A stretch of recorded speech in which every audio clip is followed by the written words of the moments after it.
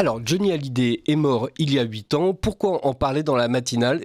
Parce que, en fait, ce n'est pas tous les jours qu'il y a une espèce de monument français qui s'abîme. Et 8 ans plus tard, il y a toujours une vive émotion lorsqu'on en parle. Et c'est surtout une espèce de météore qui a traversé à peu près toute la Ve République. Voilà, il a connu Pompidou, il a connu De Gaulle, il a connu l'intégralité des présidents. Il est mort sous Macron. Johnny Hallyday, c'est un morceau de France et en même temps un signe peut-être de contradiction. Tout le monde n'était pas d'accord avec lui, tout le monde n'a pas apprécié son talent. Je voudrais, pour le pur plaisir d'être une méchante langue une fois de plus, citer Claude Sarraute, la journaliste du Monde, qui a assisté à l'un de ses premiers concerts, Le Monde, ce journal de référence intelligent qui célébrait l'arrivée des Khmers rouges. Et là, en l'occurrence, Claude Sarraute expliquait que son plaisir était fait d'étonnement et d'intérêt mêlés que procure une visite au chimpanzé du zoo de Vincennes en parlant de Johnny Hallyday. Donc une fois de plus, le monde n'avait absolument rien compris au phénomène pop, au phénomène yéyé. Et pourtant, voilà, Johnny Hallyday, c'est une espèce de bloc qui s'offre à nous et en même temps avec plusieurs facettes. C'est un chanteur qui a été en perpétuelle mutation et qui pourtant, en même temps, était en perpétuelle adéquation avec la société française. Laurent Martin-Saint-Léon, on vous a demandé quelle était votre qualité pour venir parler ce matin. Vous avez expliqué que vous étiez un fan, et voilà, donc c'est en tant que fan qu'on vous reçoit. Qu'est-ce qui fait, selon vous, cette longévité de Johnny Hallyday, y compris dans le cœur des Français, et 8 ans après sa mort ? Bonjour Richard, bonjour Xavier. Effectivement, je suis un fan de Johnny de longue date. La longévité de Johnny Hallyday, c'est qu'avant tout, il est une passion française. Il a connu un destin foudroyant, un destin exceptionnel, effectivement. Tout chez lui, tout dans sa personnalité est excès. Et en même temps, son destin est extraordinaire. Johnny Hallyday, comme chacun le sait, n'a pas connu son père, qu'il a abandonné à l'âge de 6 mois, allant même jusqu'à vendre le berceau dans lequel il dormait, donc un dénuement un peu comme Édith Piaf au tout début. Il a été recueilli par la sœur de sa mère et élevé par donc sa tante, qui était une danseuse, qui avait aussi 2 filles qui étaient danseuses, et par le compagnon de sa tante, qui s'appelait Lee Hallyday.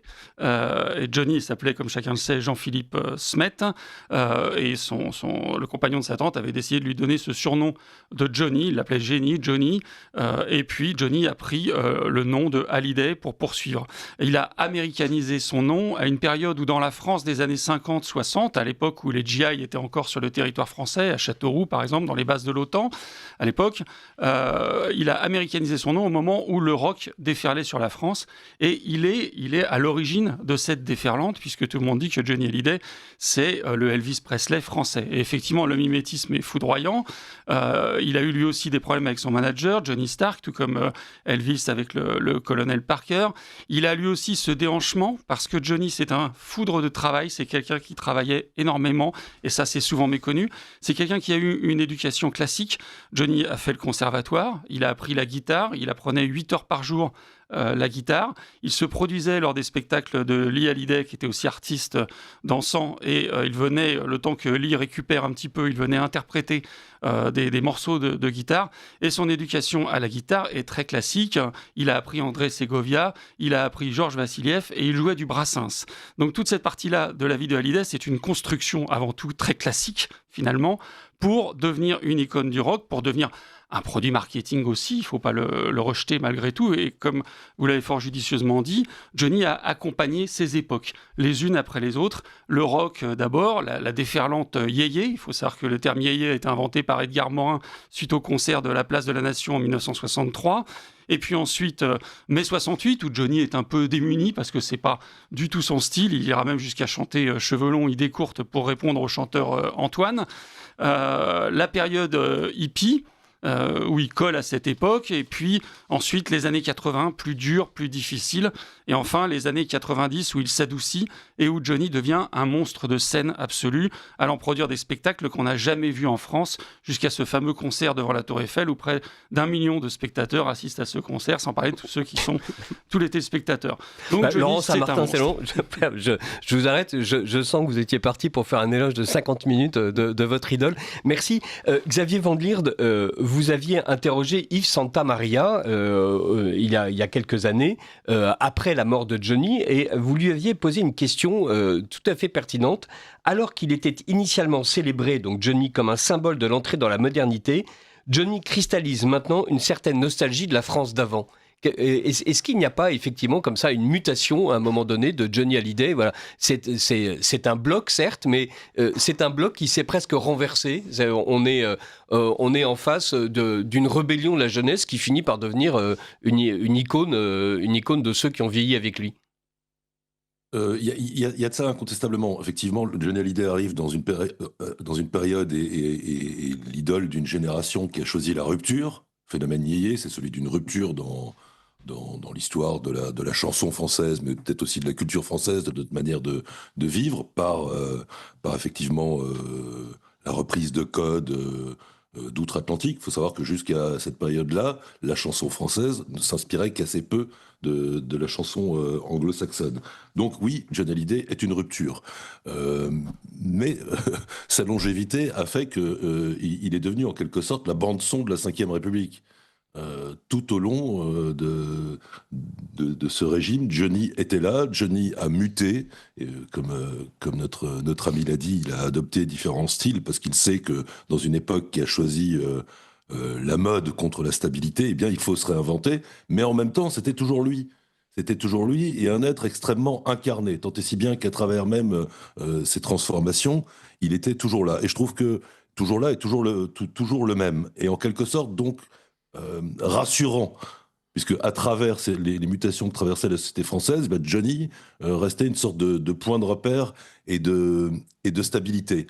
Vous avez parlé tout à l'heure de Claude Sarraute, c'est ça? Mais c'était Claude Sarraute, oui. Une journaliste du Monde, féministe, femme de gauche, intellectuelle, icône. Et qui exprimait en quelque sorte le mépris de classe qu'il y avait à l'égard de Johnny Hallyday. Et je pense que finalement, c'est ça qui a fini par le couronner définitivement. C'est-à-dire qu'il y a une énorme affection qui est née, je pense, chez les Français, et notamment dans les classes populaires pour Johnny Hallyday, qui est devenue, sans réellement le vouloir, et là, oui, pas du tout de façon marketing, l'icône de la France profonde, de la France périphérique, et ça s'est particulièrement matérialisé lors de son décès, qui, rappelons-le, s'est produit en pleine crise des Gilets jaunes. Il y a une sorte, et je pense que dans l'élan des Français périphériques pour ces obsèques-là, ça disait quelque chose de l'état du pays, et il y avait une façon de dire on est là, on est encore là. Moi j'ai vu ces obsèques comme une autre manifestation des Gilets jaunes en plein cœur de cette crise, pour dire nous faisons partie de ce peuple et nous avions en Johnny Hallyday une figure, une incarnation de ce que nous sommes. Voilà. Et donc un lien particulier. On va écouter, si vous me le permettez, Johnny Hallyday en train de répondre à Anne Sinclair et justement parlant de son évolution. C'est vrai que bon, je dois sans doute évoluer comme tout le monde, comme d'autres chanteurs. C'est vrai qu'aujourd'hui, en 91, je ne chante pas de la même façon que je chantais en 60 ou en 61. Les chansons ne sont plus les mêmes, la musique a évolué. J'écoute pas en général ce que j'ai fait avant, parce que je travaille beaucoup en studio. Quand on fait un disque, je passe des heures, la moitié de la nuit en studio, on refait des phrases, on remixe, on revient 2 jours après, le mix nous plaît pas, on remixe, donc obligatoirement on les entend ces chansons. Donc vous en avez marre quand après des heures, des semaines, des mois de travail sur un disque, on n'a plus envie d'écouter des chansons dont on a passé des heures pour les faire. Laurent Martin Saint-Léon, vous, en revanche, vous êtes capable d'écouter pendant des heures le même album? Ah oui, totalement. D'abord parce qu'il y a cette voix unique. Johnny Hallyday a une voix inimitable. Quand il a repris Le Pénitencier, il monte sa voix très très haut, là où les Animals, qui avaient fait The House of the Rising Sun, n'étaient pas capables de le faire. Donc oui, je peux l'écouter pendant des heures sans aucun problème. Comme beaucoup de Français, on a tous quelque chose en nous de Johnny, parce que il y a ce mimétisme, il y a cette façon féline qu'il avait d'être sur scène. Johnny aussi avait pris des cours de danse, et donc il maîtrisait son diaphragme, il savait danser, il a fait scandale tout comme Presley, en se mettant à danser à la télévision d'une façon très, très, très particulière. Johnny, c'est une forme de rébellion aussi, c'est une forme de remise en cause dans une France qui s'endort un peu. Hein. C'est le fameux « La France s'ennuie » avant les événements de 1968. Et donc, cette déferlante qu'il a fait qu'effectivement, il y a une remise en cause de certaines choses, à son insu, parce que lui, il n'a pas forcément ce souhait, mais sans le savoir, il porte en lui la voix d'une jeunesse qui, tout à coup, va faire une sorte de déferlante, immaîtrisée par la suite, et évidemment, avec tout ce qu'on a connu comme excès. Mais effectivement, on peut écouter Johnny Hallyday pendant des heures. D'ailleurs, les Français vont pouvoir à nouveau l'écouter, puisqu'il y a un titre qui est sorti hier de Johnny en duo avec Michel Berger, et qui s'appelle « C'est l'amour que j'attendais ». Les maisons de disques savent ressortir des pistes comme ça qu'elles retrouvent. Donc ce titre est sorti hier de façon très, très opportune.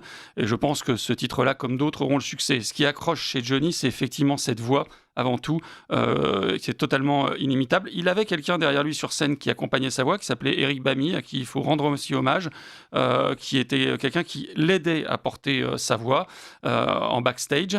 Et Eric Bamy avait lui aussi une voix, mais ce n'était pas la même que Johnny. Si vous pouviez nous dire ce que ça signifie porter sa voix en backstage. Alors, c'était qu'il était en retrait, il était derrière, parfois même pas sur la scène, il était en recul, et il aidait Johnny à porter sa voix un peu plus loin, où il venait en support de Johnny. Voilà. Mais il chantait, c'est ça que ça veut dire ? Il chantait, absolument, oui. Il chantait avec Johnny. Parfois, il laissait Johnny chanter. Parfois, il reprenait derrière. Les musiciens connaissaient parfaitement Eric Bamy, qui est décédé il y a quelques années, qui avait aussi un très grand talent, mais qui n'avait pas la même texture de voix que Johnny, puisque Johnny avait cette voix qui se brisait, un peu comme son destin à lui. C'est-à-dire que sa voix accompagnait sa personnalité. Tout chez lui était fracture. C'est probablement ce qui plaisait aux Français, parce qu'au fond, ce que cherchait Johnny Hallyday, c'était l'amour. Et cette demande d'amour qu'il formulait dans tous les sens, les Français y répondaient. Il y avait une adhésion à sa personne.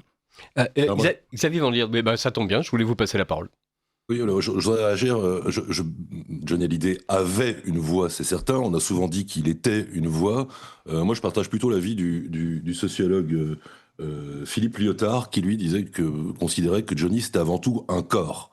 C'est-à-dire que Johnny Hallyday était une bête de scène. D'une part, il s'imposait par une présence incarnée et même en quelque sorte carnée. C'est-à-dire que Johnny Hallyday arrivait, il était suant, extrêmement solide, musculeux et incarnait. On a dit qu'il incarnait une sorte avait apporté en France une image de la virilité un peu à l'américaine. Alors certes caricaturale, mais qui avait le mérite quand même de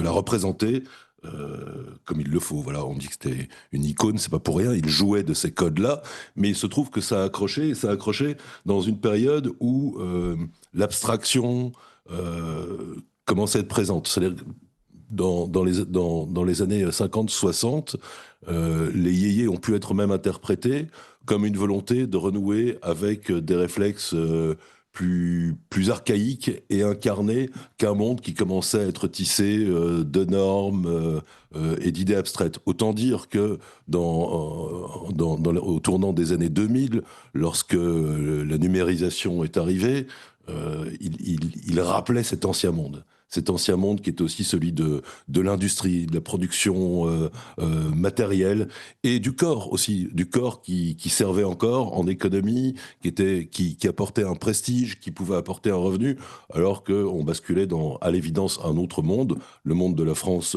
sans usine, parce qu'on allait les délocaliser. Et donc il était en cela aussi un vestige de cette France-là et de ce monde-là qui commençait à s'effacer. Et je pense que ça a beaucoup joué dans son succès, au-delà de sa voix, qui est évidemment formidable, c'est cette capacité à incarner. Et je voudrais terminer par une dernière citation de l'écrivain historienne Mona Ozouf, qui disait que tous les grands artistes ont cette capacité par leur talent d'incarner une singularité aristocratique, c'était le cas de Johnny Hallyday, mais à laquelle ils ajoutent la capacité à être un écho des aspirations populaires, voire une représentation du peuple tout entier. Et je pense que c'est ce qui fait la singularité de Johnny Hallyday sur la scène artistique française tout au long de la Ve République. Alors, on va justement entendre Johnny Hallyday nous parler, non pas de son côté aristocratique, mais de son côté quotidien. Moi, je sais que, très souvent, je m'en vais assez loin de la France, dans des pays où on ne me connaît pas. Moi, ce que j'adore faire, j'adore aller dans les supermarchés. Qu'est-ce que vous faites dans les supermarchés? Je vais choisir des sauces. Je suis un malade des sauces. Des sauces piquantes, des sauces un petit peu comme on trouve dans tous les pays. Bon, ça, c'est une chose que je ne peux pas faire en France. Je ne peux pas aller dans un supermarché en France puis me choisir des sauces librement avec un caddie. Qu'est-ce que vous faites de toutes ces ça ne me sauces? sert à rien, parce que c'est un petit peu l'envie de faire des choses que je ne peux pas faire chez moi.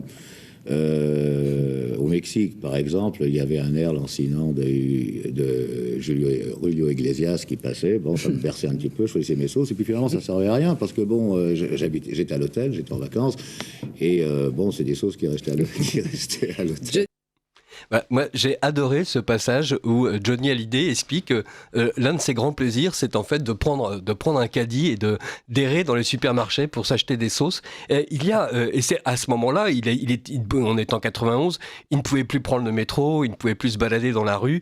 Ça y est, c'était fini. Et pourtant, voilà, cette personne qui avait travaillé pour devenir une vedette et qui était très conscient de son statut, avait en même temps, le goût d'écouter Julio Iglesias en musique de fond dans un supermarché tout en achetant une sauce Amora. Laurent Martin-Saint-Léon, est-ce que ça ne fait pas partie aussi de cet attrait qu'on a pour Johnny Hallyday, le sentiment de se dire qu'il est à la fois terriblement loin et terriblement proche?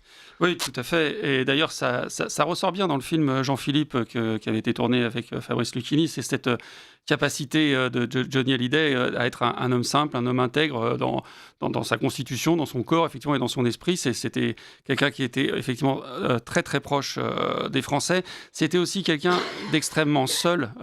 Johnny Hallyday s'est marié 6 fois, a divorcé 5 fois. C'était un homme qui affrontait la solitude de façon très régulière, et à chaque fois qu'il confrontait sa solitude auprès du public. C'est-à-dire que quand il ressentait cette solitude, il la transmettait sur scène, et lorsqu'il disait au public « Y a-t-il quelqu'un qui veut m'aimer ce soir ?», c'était une demande d'amour en quelque sorte. On revient toujours à ça. Alors dans tout cela, il y avait forcément des excès. Johnny avait une cour. Il se déplaçait régulièrement avec sa cour. Il le reconnaissait lui-même. C'était une cour qu'il entretenait aussi. On est dans le monde du show business. Il n'y a pas de cadeaux et en même temps, il y a beaucoup de parasites, etc. Moi, j'ai eu l'occasion de voir arriver une fois Johnny dans un club avec sa cour. C'était assez impressionnant. Il y avait tout un aréopage qui le suivait. C'était au City Rock Café de son ami Ringo Willy Katz. Et c'est vrai qu'en soi, rien que cela, c'était déjà un spectacle. Parce que tout chez Johnny Hallyday était spectacle. Mais cette solitude qui a été très bien exprimée dans certaines de ses chansons, la fameuse Quelques cris par exemple, où il raconte son destin, ou dans des textes que lui ont même écrit Philippe Labro ou Françoise Sagan, cette solitude, c'est aussi un appel au secours. Et cet appel au secours, les Français y répondaient, quels que soient les excès que pouvait commettre Johnny Hallyday, parfois, quel que soit leur désaccord, parce que même s'il épousait son époque, parfois c'était pas toujours judicieux. Quand on voit dans les années 80 certains concerts qui étaient des déluges mécaniques, des déluges de feu, on laissait plus de place à une création audiovisuelle, à une création scénographique plus que à sa voix en tant que telle. Heureusement, après, il est revenu à des spectacles plus dépouillés. Mais en fait, effectivement, il accompagnait les Français. Et puis, il y avait cette relation avec les États-Unis, malgré tout. Je l'ai dit, ce côté Presley français. Johnny Hallyday a connu lui aussi des passages à vide. Il a fait des tentatives de suicide. Et tout comme Presley, il a lui aussi été tout à coup moins chouchouté par le public. Et il a fait son comeback. Et tout ça, ce sont des choses qui parlaient au cœur des Français. Cette ténacité, cette volonté de s'inscrire dans le temps. Effectivement, tout ça, ça correspond à notre âme profonde, et ça correspond à une époque dont beaucoup de Français ont la nostalgie. Quand on vit aujourd'hui la période de l'instant, de l'immédiateté, c'est vrai que la longévité de Johnny, sa capacité à s'inscrire dans le temps, c'est quelque chose qui manque.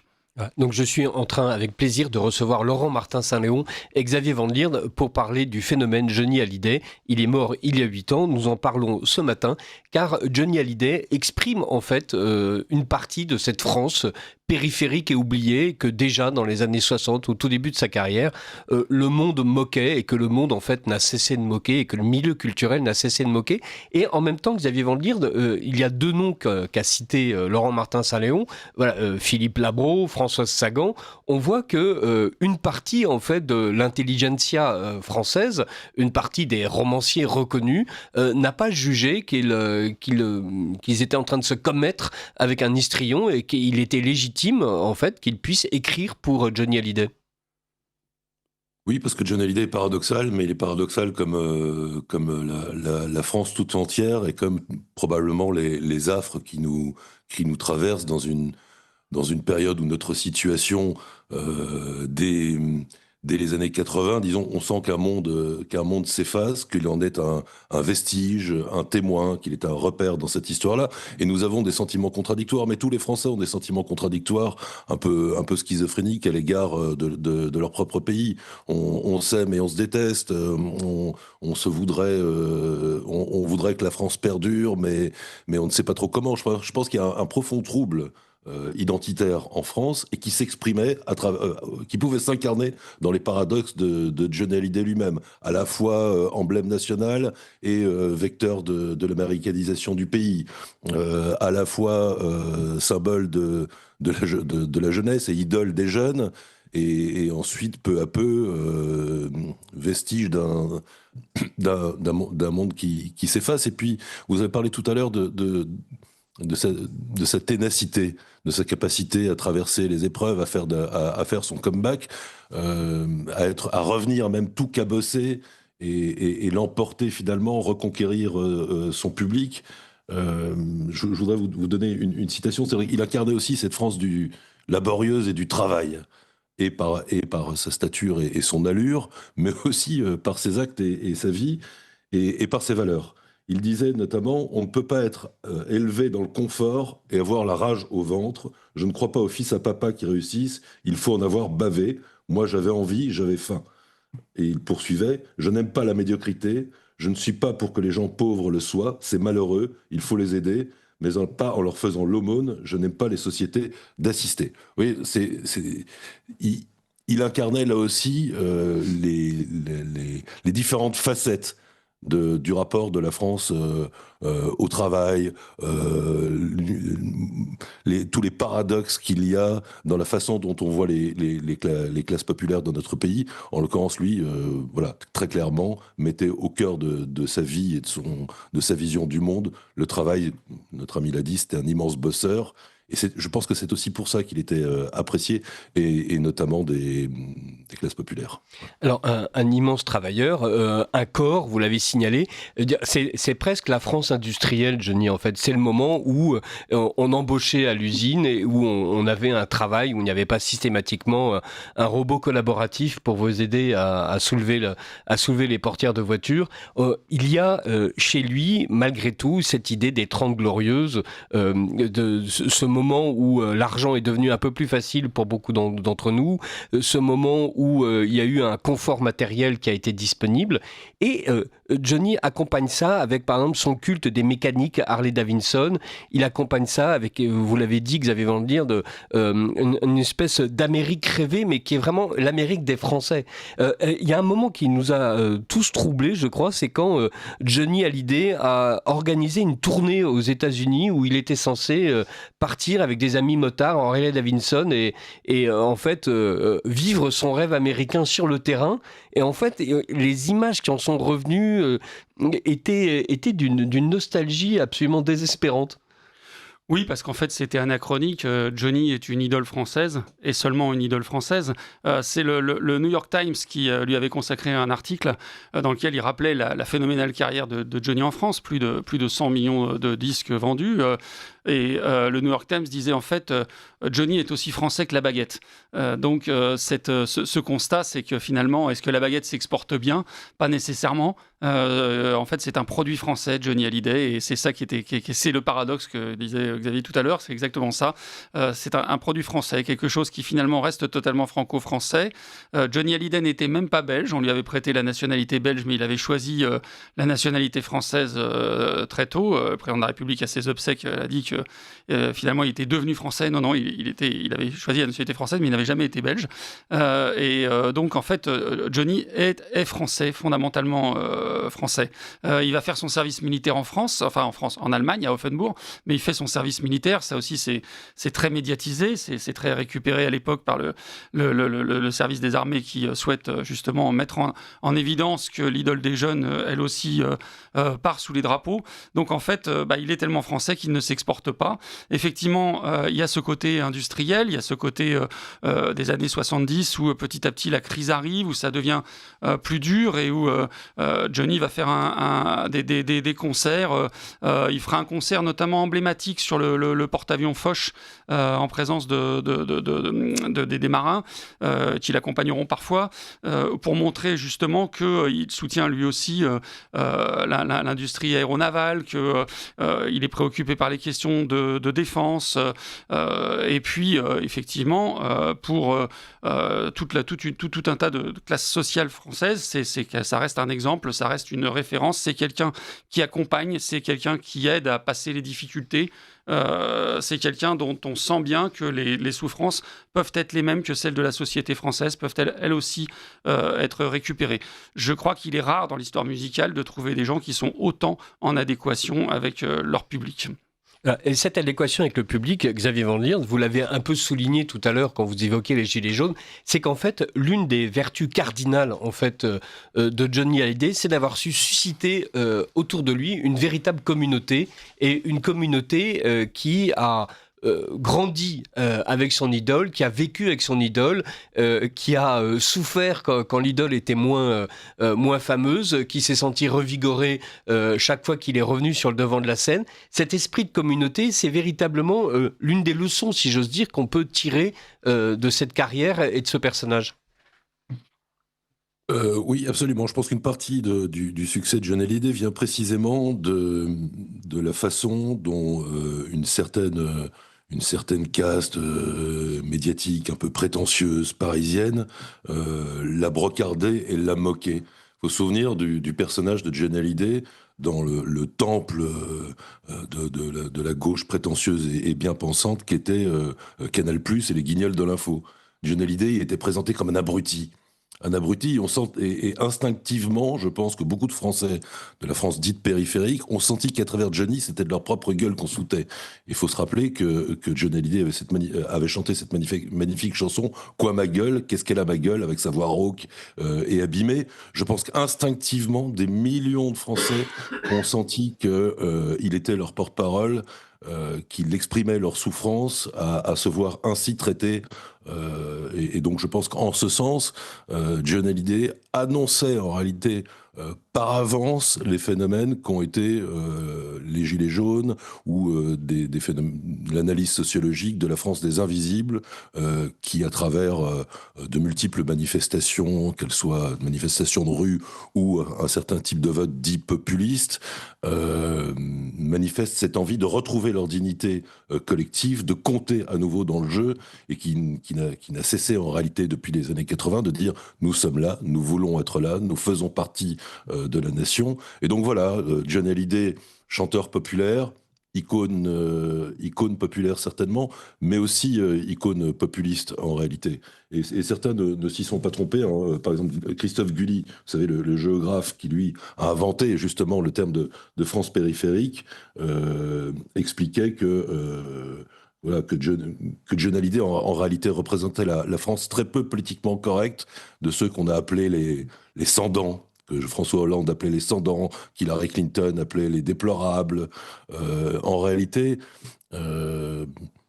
Johnny Hallyday, malgré son côté américain, ou peut-être à cause de ce côté populaire américain, représentait les gens de quelque part contre les gens qui sont de nulle part. Et donc dans une époque de mondialisation, de liquéfaction, eh bien il était ce roc vers lequel certains pouvaient se tourner pour se dire bah oui, il est nous et nous sommes un peu lui, et la preuve, il est méprisé comme nous le sommes.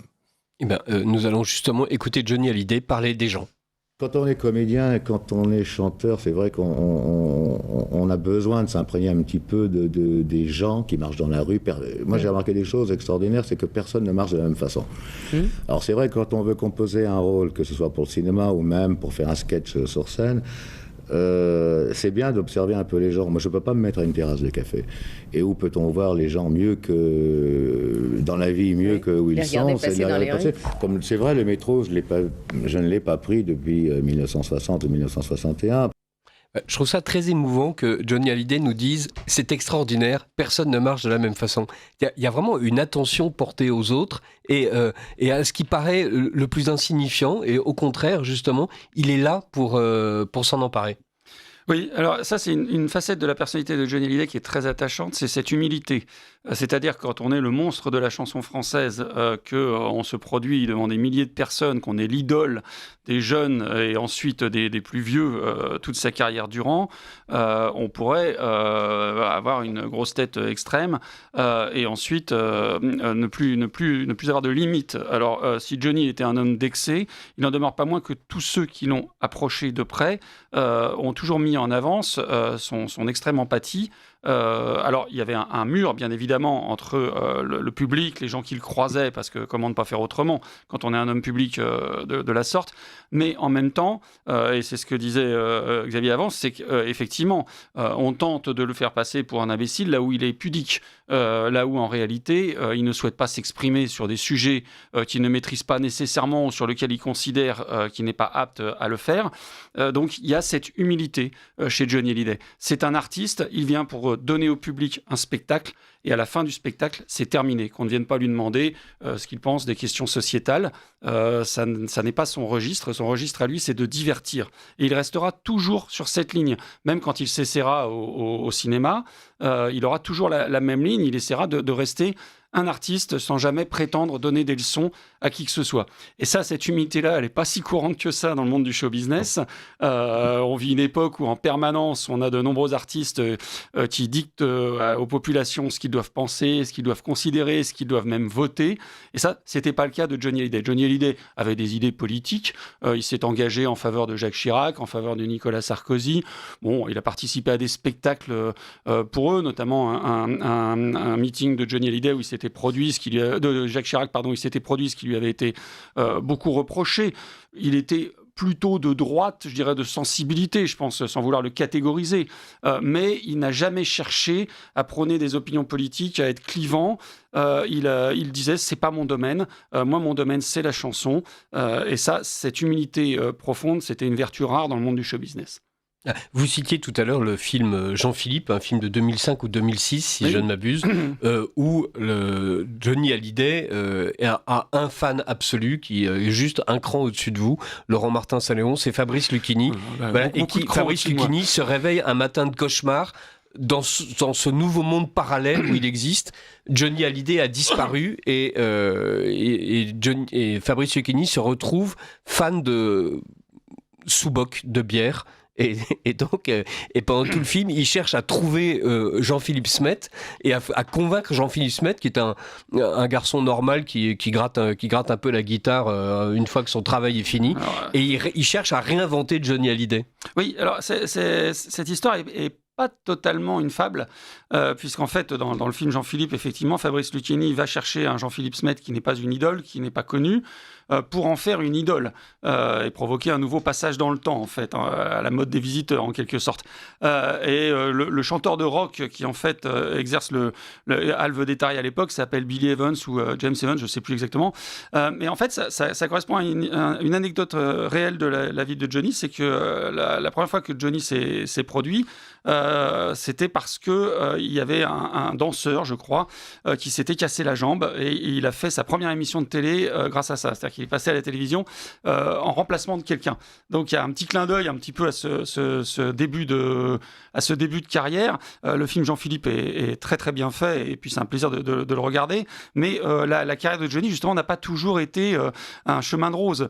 Si on prend par exemple le concert qu'il a donné à l'Escale à Migène. L'Escale à Migène à l'époque c'était un cabaret qui était un petit peu l'antichambre de l'Olympia. Et il y a eu un soir où ça s'est bien passé pour Johnny parce qu'il y avait une clientèle un peu plus jeune.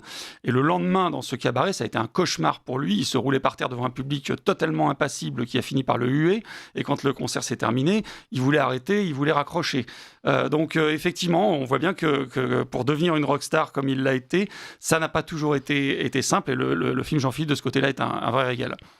Alors voilà, pour devenir une rockstar, ce n'est pas simple. Pour devenir une radio libre et rester dans le temps pendant 38 ans, une radio qui dure, eh bien ce n'est pas simple non plus. Arnaud, comment faire pour que Radio Courtoisie ait la carrière de Johnny Hallyday ? Eh bien, c'est ce qu'on lui souhaite en tout cas.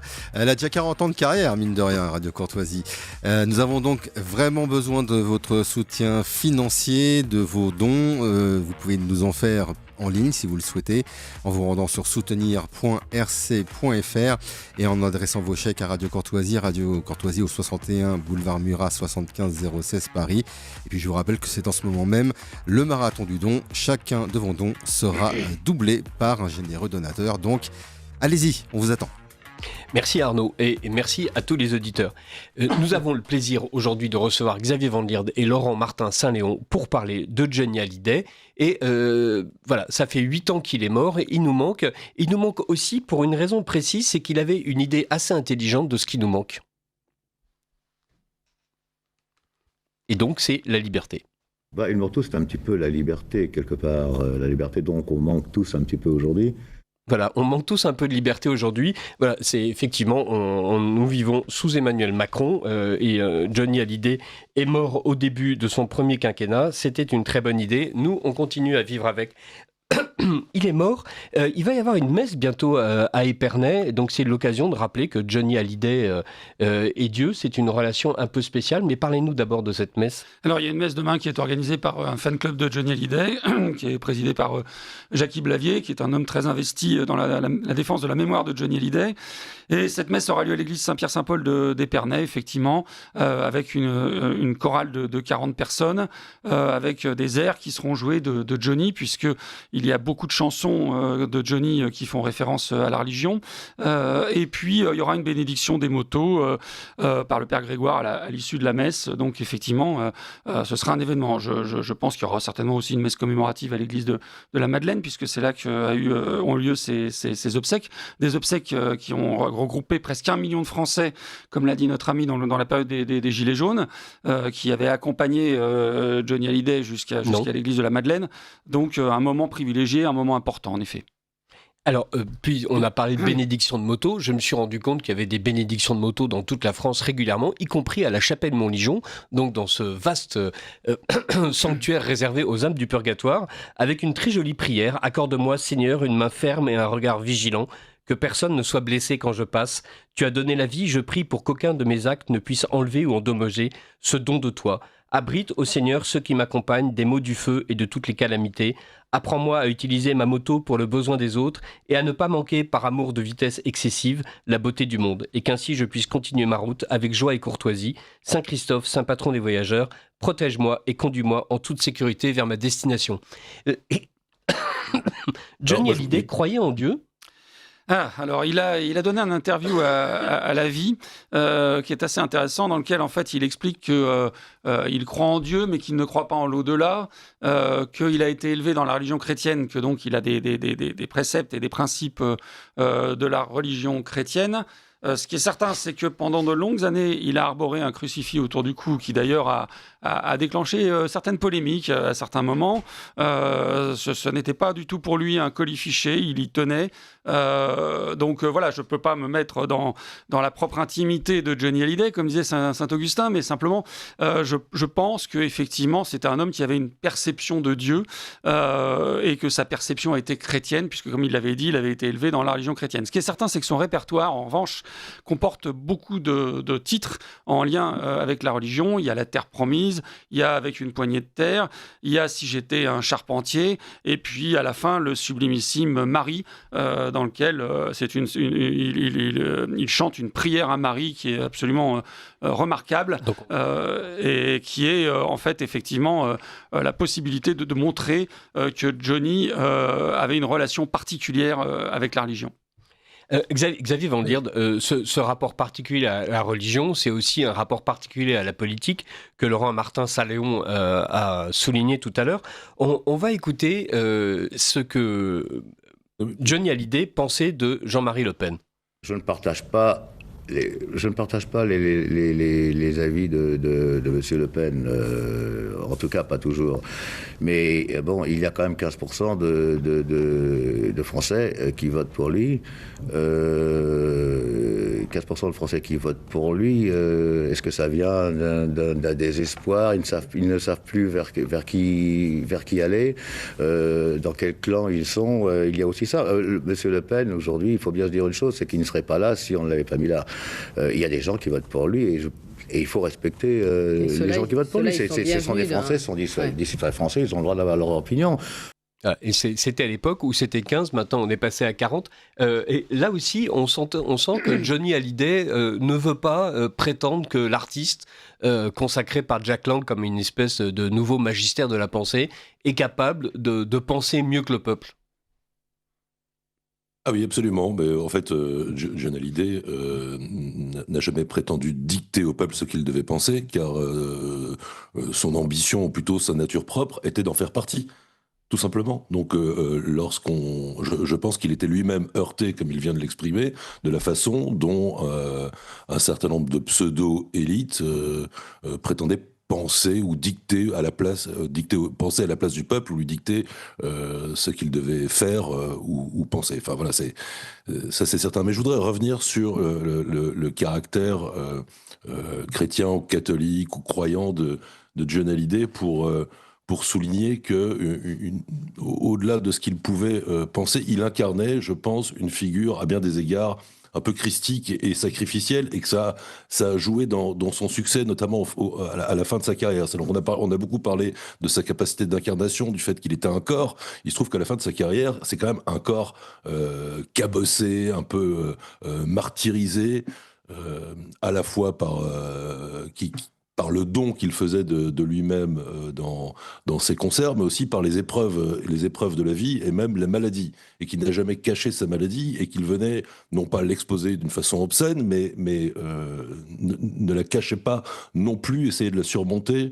Et donc il y va un côté, oui, réellement sacrificiel. Alors moi, il faut se méfier peut-être des analogies religieuses quand on parle de phénomènes sociologiques. Toutefois, celui-ci semble s'imposer. Je pense que dans un pays qui n'est non chrétien et non catholique, cette relation n'aurait pas pris la même forme et n'aurait pas été possible.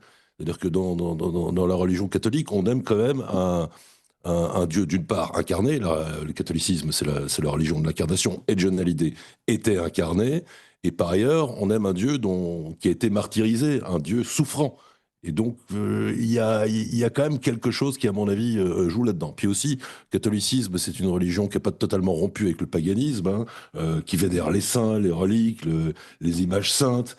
Et donc, on peut en tirer peut-être la conclusion, peut-être pas la conclusion, mais enfin, y percevoir qu'il y avait, à travers le phénomène Johnny Hallyday aussi, dans un monde qui devient de plus en plus plat, de plus en plus gris, à travers la folie baroque de ces concerts, quelque chose comme un goût pour la pompe et les fastes barbares, et aussi pour une liturgie plus baroque, avec de l'encens, de la pompe, des orgues, et des choses qui gueulent. Enfin, moi, j'aurais été curé ou évêque à cette époque-là, je me serais dit, tiens, il y a peut-être quelque chose dont je devrais m'inspirer, j'aurais peut-être arrêté de mettre les encensoirs, remiser les encensoirs, arrêter de faire gueuler l'orgue. Il faudrait remettre un petit peu de pompe dans mes cérémonies. Je pense qu'il venait combler aussi ce vide-là, en réalité. Voilà, à sa façon. Je ne dis pas que Johnny Hallyday, c'était le Christ, bien entendu, mais un besoin de sacré, de pompe et de liturgie. Voilà. Et Laurent Martin-Salomon, c'est comme ça que vous vivez votre relation avec Johnny Hallyday ? Ah oui, bien sûr. Encore une fois, c'est une voix d'abord, Johnny. Donc effectivement, on le vit comme une. Quand on l'écoute, on est transpercé par sa voix. Je l'écoutais encore en arrivant à la radio ce matin, et c'est vrai que cette voix fait frémir. Et puis moi, ce qui m'intéresse aussi chez Johnny Hallyday, c'est ce rapport au tragique. C'est-à-dire que ces chansons sont celles d'un tragique absolu pour certaines d'entre elles. Quand on prend Requiem pour un fou, quand on prend quelques cris, c'est c'est un homme qui sait que le destin est tragique, que l'histoire est tragique.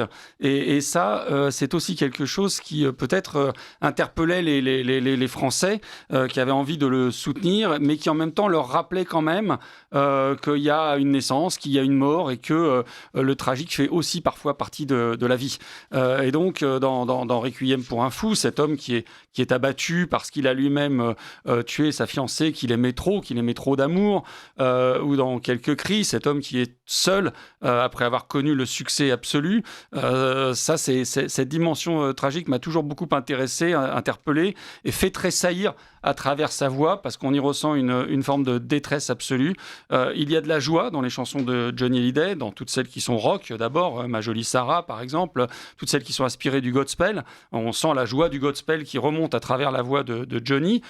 Cette voix blanche qui accompagne des rythmes noirs, c'est une fusion exceptionnelle, comme celle de Presley, mais à la française encore une fois, et avec une voix différente de celle de Presley. Et puis, il y a du tragique, et ça nous rappelle que le tragique, ça fait partie de la vie. Xavier Van Lierde, voilà, on se retrouve en 2025, 8 ans après la mort de Johnny. C'est vrai, ça a été une émotion nationale. Vous avez souligné tout à l'heure la part des invisibles, en fait, qui ont trouvé en Johnny, en cette personne qui les avait accompagnés toute leur vie, y compris au fur et à mesure de la désindustrialisation, au fur et à mesure que l'américanisation des mœurs s'était révélée être un rêve un peu vide, un peu creux et même un rêve désespérant.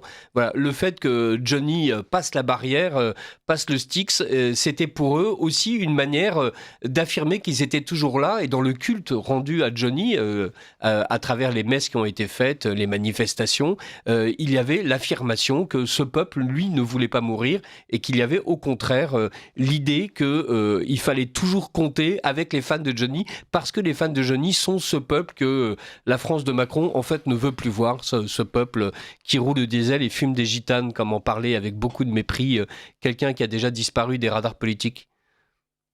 Ah bah, totalement, mais moi je disais tout à l'heure qu'il était à la fois une icône populaire et une icône populiste. Je persiste à le croire, et je pense qu'il l'est même plus que jamais après sa mort. C'est-à-dire que le Johnny incarné a disparu. En fait, c'est un peu comme les deux corps du roi, si vous voulez. Le corps matériel a disparu, mais le corps spirituel est toujours là, et d'autant plus présent. Donc, on est quand même dans un moment où, par ailleurs, à bien des égards, et dans de nombreux pays en Occident, on pense notamment aux États-Unis, ce peuple a en grande partie repris la main, en réalité. Aux États-Unis, le succès de Trump est notamment matérialisé par la mobilisation en sa faveur des ouvriers, des anciennes industries américaines qui avaient disparu, et qui placent dans Trump l'espoir d'une réindustrialisation. Il y a aussi la figure du vice-président J.D. Vance, qui est lui-même issu des classes populaires méprisées, ceux qu'on appelait les hillbillies aux États-Unis, c'est-à-dire, on dirait les pecnos en France, et dont la trajectoire fulgurante, donc jusqu'à la vice-présidence, incarne cette reprise de contrôle des classes populaires sur le destin politique de la nation. Je pense qu'à certains égards, je ne voudrais pas dire que John Hallyday incarnait un populisme lepéniste ou autre, mais il y a des analogies, en quelque sorte. Il y a des analogies. À l'évidence, lorsque la France périphérique vote de façon massive pour le Rassemblement national et entretient un rapport très émotionnel avec Marine Le Pen, et d'une certaine façon encore plus avec Jordan Bardella, il y a des analogies. Quand on entend tous les sachants qui ont mis la France dans l'état où elle est nous expliquer que Bardella n'est pas légitime parce qu'il n'a pas de diplôme, parce que c'est un abruti, parce qu'il est trop jeune, etc., on retrouve quand même un petit peu une part de l'attitude qui était celle de ces mêmes élites à l'égard de John Hallyday. Voilà. Voilà. Merci. Ce sont des analogies, simplement des analogies, mais qui sont ressenties profondément, je pense. Merci Xavier Vendier, merci Laurent Martin Saint-Léon. On n'a pas pu passer d'extrait de Johnny Hallyday parce que YouTube a des politiques extrêmement strictes sur la question, mais avec un peu de chance, Arnaud va nous pousser la chansonnette. Vous m'avez forcé là. Non, c'est pas vrai du tout. Je le fais volontiers. Une chanson de 1978, qui n'est pas la plus connue, mais qui a quand même une certaine renommée, c'est Elle m'oublie. À l'heure qu'il est, je sais qu'il est déjà trop tard. Elle aura sûrement pris le premier autocar. Et sur la nationale, sur les bords de la Loire, elle voit des paysages, se raconte des histoires. Elle m'oublie, elle m'oublie, elle m'oublie. Voilà. Merci beaucoup Arnaud, merci Xavier Vendier et merci Laurent Martin Saint-Léon. Nous avons évoqué Johnny Hallyday, c'était sur Radio Courtoisie.